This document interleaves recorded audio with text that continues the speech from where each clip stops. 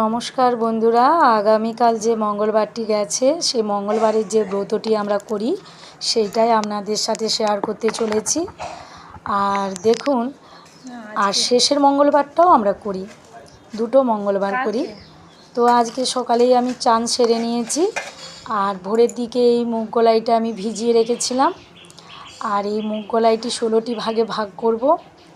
আর মঙ্গলবারের এই প্রথম সবথেকে আকর্ষণীয় জিনিস সেটা হচ্ছে এই 16 বাটা। তো এই থালিতে 16 বাটাটা আমি সাজিয়ে নেব।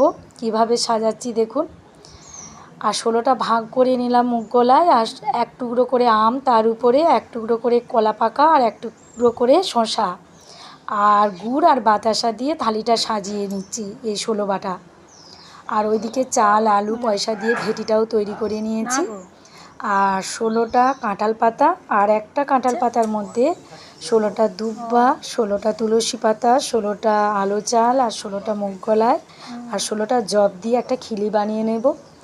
আর ছাদ বাগানের একটা পদ্ম তুলে এনেছি, আর মঙ্গলের থলিটাও দিয়ে দেব। মোটামুটি আমার জোগাড় হয়ে গেছে। আর পাশে মেজো যাও সব জোগাড় করে নিচ্ছে। এই পুজোটা আমি মন্দিরে দিয়ে আসব, একটু পরে আমি আবার আনতে যাব। তো আমরা এবারে মন্দিরে যাচ্ছি, চলুন দেখুন।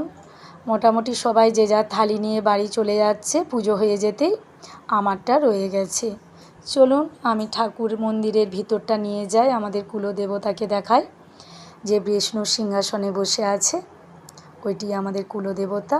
আর ব্রাহ্মণ মশাই পুজোর পরে যা করণীয় কাজ সেটা করছে। আর এখানেতেই আমাদের সমস্ত মন্দির, শিব, কালী, রাধারানী, লক্ষ্মী, সরস্বতী, বিষ্ণু।